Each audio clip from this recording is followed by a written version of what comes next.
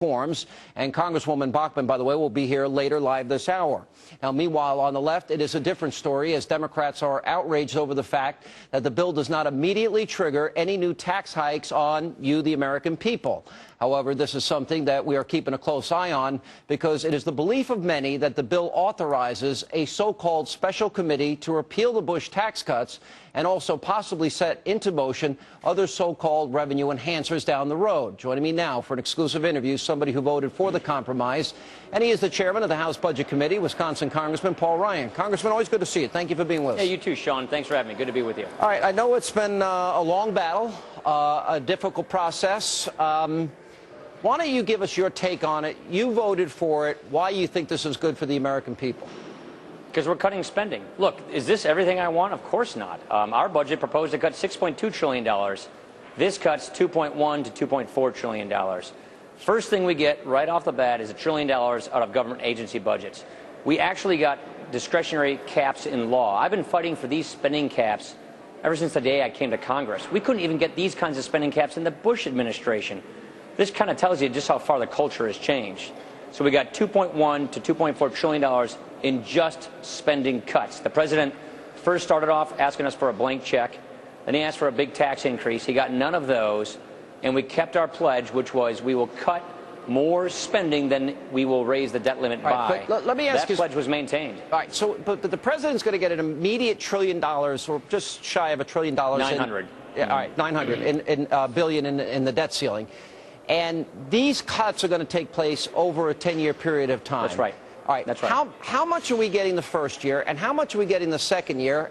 How much is in defense, and how do we hold future Congresses accountable to what you're doing today? Right. That's a good question. So $21 billion right away for the first fiscal year. Then it's about 46, I think, doing this off the top of my head, for the second fiscal year. How much out of defense in the first fiscal year? It will be $9 billion from what we call the security accounts. That's not just defense, that's all security. Homeland Security, national security, and then $2 billion to $4 billion the next year. So the cuts on defense were minimized quite a bit by the most recent agreement John Boehner reached. More to the point, how do you bank these cuts?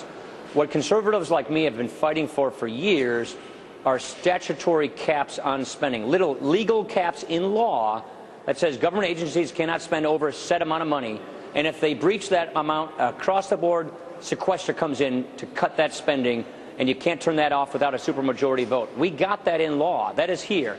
So the best way you can actually bank that $1 trillion spending cut is to have legal caps in law, which we haven't had since the 1990s. We now have them, and then the committee, the special committee, is tasked with getting the the $1.1 to $1.5 trillion in cuts. Now, this I got to tell you, Sean, we're not going to raise taxes in this committee. Number one, we're not going to put the kind of people on this committee. Are you on this select committee? I don't know. They haven't been named yet. But we're not going to put the kind of people on this committee that are going to, go for a tax increase. Number one. Number two, it couldn't pass the House even if they tried.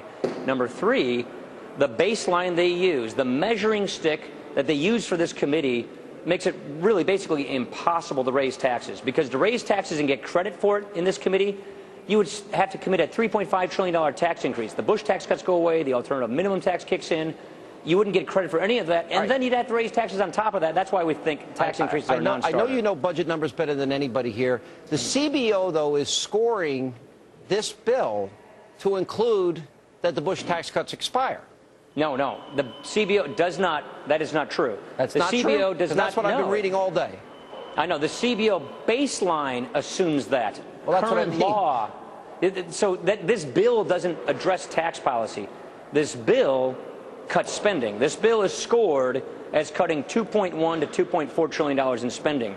The current law has all the Bush tax cuts going away in 2013, the alternative minimum tax kicking in, the Obamacare tax increases kicking in, and CBO simply in their baseline reflects current law. This doesn't change current law on taxes. Right. This changes current law on spending only. Look, I guess the problem is, and I've been trying to explain this, and you know this as well as anybody, and this is the problem I have with the bill.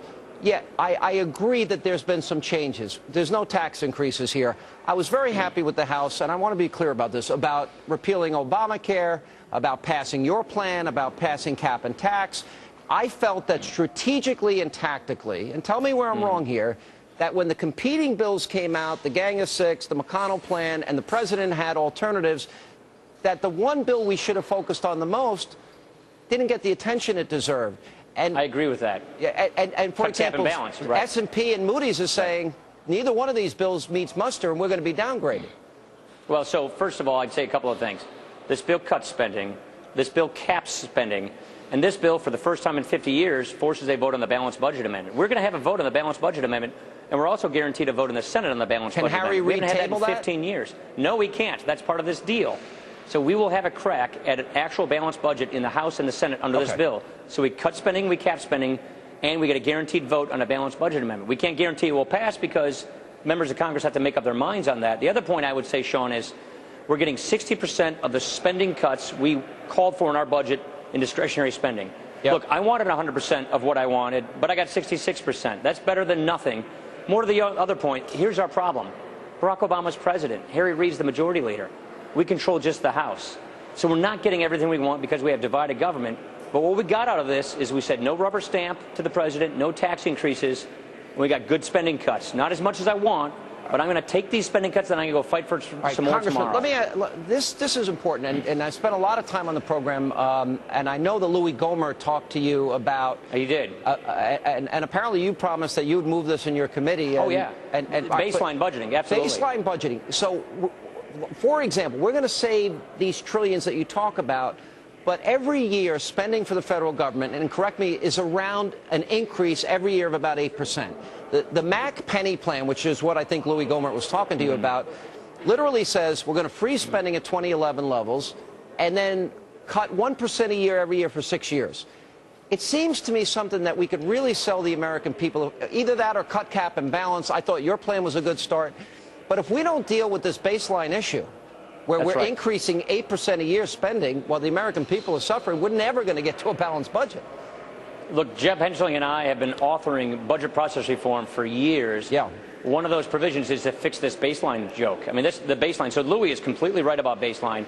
We're going to be doing budget process reforms, line item veto, more spending caps, biennial budgeting, and fixing this baseline issue. But let me just leave you with this. This bill brings discretionary spending lower next year than it is this year. That's never happened before. For 2 years in a row now, we're not slowing the rate of growth. We're actually bringing spending down so it's lower next year than it was the previous year. So how much will we spend more next year than this year? We will spend $22 billion less, $21 billion less next year than we are this year. And then it goes down to 46, I think, next year. So it doesn't go up. So real dollar spending doesn't go up 8% next year? Because Connie Mack says it goes up 7.5%. What? I'm talking about discretionary spending. I'm talking about government agency budgets. Okay. Medicare, Medicaid, all that autopilot spending, that spending's on autopilot. That's why you have to do entitlement reform. That's what we proposed in our budget. Those things grow because baby boomers are retiring, healthcare inflation's going up. Those things are on autopilot. Congress doesn't have the control of those spending programs, which is 60% of our budget, on any given year. That's why we want to reform those programs, too. All right, Paul Ryan, appreciate your time. And I hope you can get to the baseline issue, because for me, that is, if we're going to really cure the problem, and you know these numbers well, we've got to deal with that. I agree. All right, Congressman, good to see you. Thank you. Sean. And coming up, continued coverage of all of tonight's breaking news. Now, this bill now will